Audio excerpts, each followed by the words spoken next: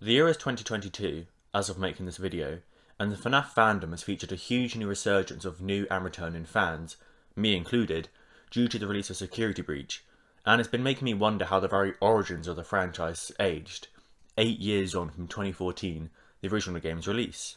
And many new entries later, the Fnaf franchise has become a household name almost, with best-selling novels, hundreds of millions of YouTube views, and I can go to my local Tesco and find Fnaf merchandise in the stores, posters, figures, Funko Pops. It's massive now. The franchise has become so huge and grand, and generally aged well. Looking at you, Security Breach.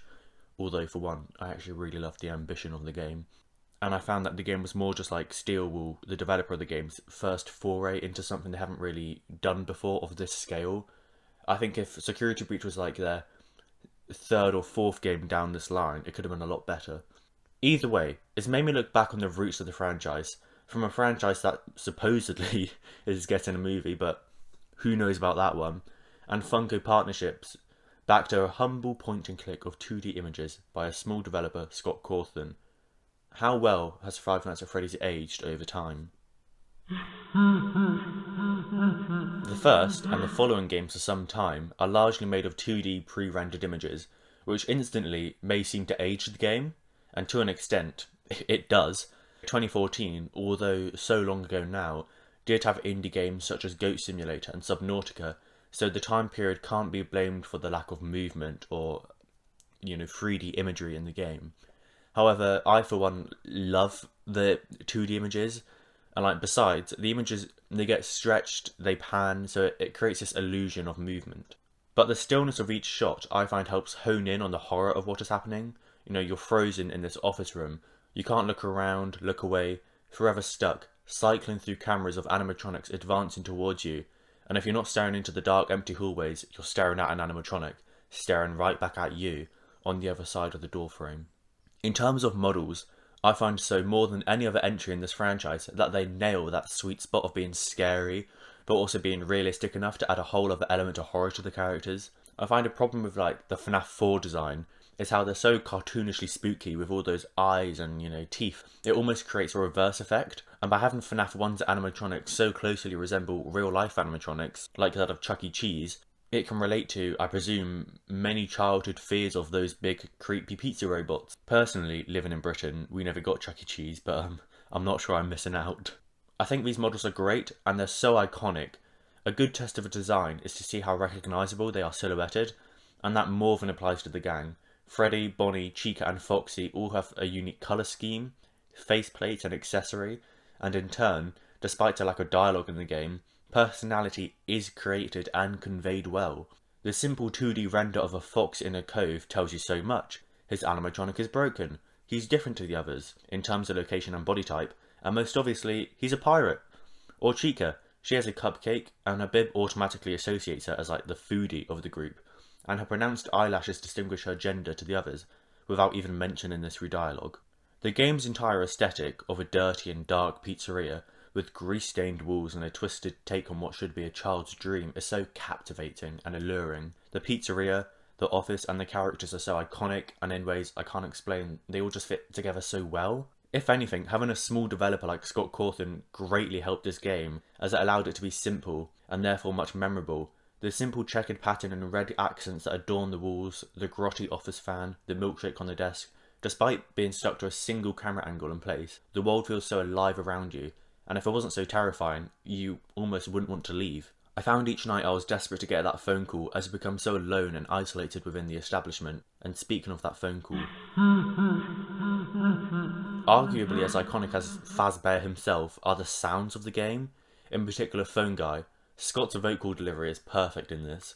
The accent and the voice is just iconic, and is ambiguous enough to let the player explore, usually with the consequence of death, the nooks and crannies of the gameplay. Additionally, his voiceover is a much needed humorous element to each night, and on a tangent, the FNAF franchise is one of the only franchises I can think of that has a perfect blend of humour, and in general, awareness of memes and topics regarding the fan community.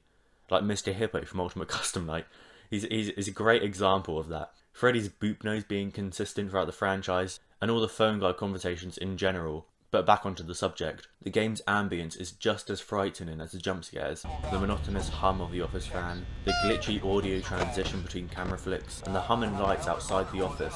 But more than that, it's the sound of that off-screen robotic presence, and reminds you that every second you're not staring into one of the eyes of the animatronics through a camera, they're alive and they're moving towards you.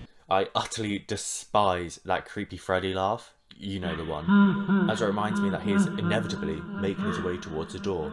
Or Foxy's almost like mocking, dum dum dum dum dum. I think Foxy's character cycle is probably aged best of the game, partly due to the shock of seeing a character not only move, but run towards you on a camera, after the familiar comfort of still images. But also, the sound cue of him sprinting down the hall, knowing you only have so few seconds to react before an admittedly quite lame jump scare. A more satisfying and even more scary sound that has aged phenomenally and is still present today, 8 years later in the franchise, is the Toreador March, which is Freddy's music box. The sound of the dying generator leaves the player in a sudden tranquility and peace. It's almost nice on our ears. But before getting time to rest, Freddy's blank eyes appear in the darkness and stare into the office, along with his music box. Originally a classic composition, again subverted and turned horrifying. I actually feel this segment would be more scary had not that mass success the franchise became sort of just meme the moment. But regardless, the build up to that inevitable scare is only made more tense, even if you know it's coming, due to the brilliant sound design. And on topic of jump scares.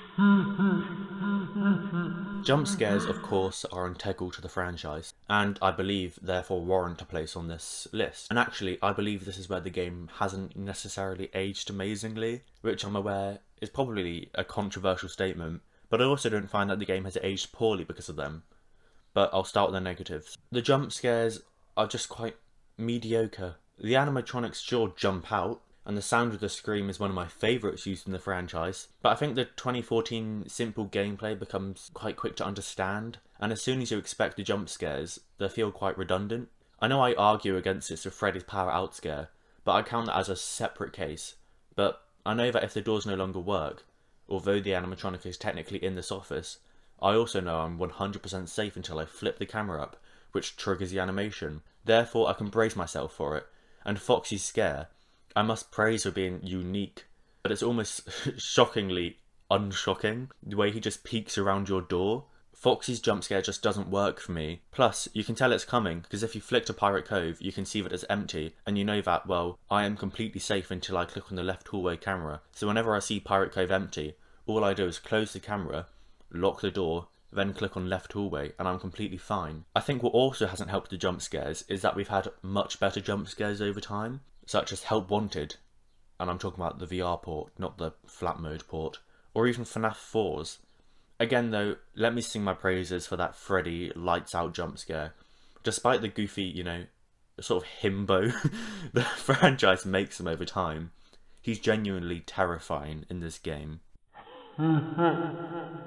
Now, this is a tricky one. The game's a weird case, in that when it was created, I highly doubt any William Aftings or Springtraps or Circus Babies or even puppets existed in Cortland's, horrifying mind. But latter lore technically retcons and shoehorns lore into this game, such as we know that this is set after FNAF 2, even though FNAF 2 did not exist when Scott was created in this game, and that we likely, maybe, are playing as Michael Afton. But, ignoring the knowledge that this game spawns one of the most intricate and detailed storylines to ever bless gaming, this game surprisingly has a lot of interesting Easter eggs and lore in its own right. And this I really do believe has aged so incredibly well, and is the reason the game took off. If the FNAF franchise did not have lore, there would be no franchise. Let's start with Golden Freddy, who has become a fan favourite and iconic figure in the franchise, to the point I'd wager that most gamers could label Golden Freddy without ever touching FNAF. His inclusion in the game is weird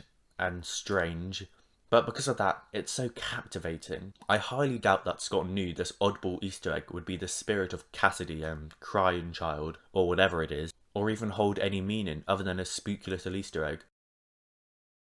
But the snippet of lore this provides lured so many fans and content creators into the franchise, directly leading to the series' mass acclaim. On another interesting note is the Bite of 87.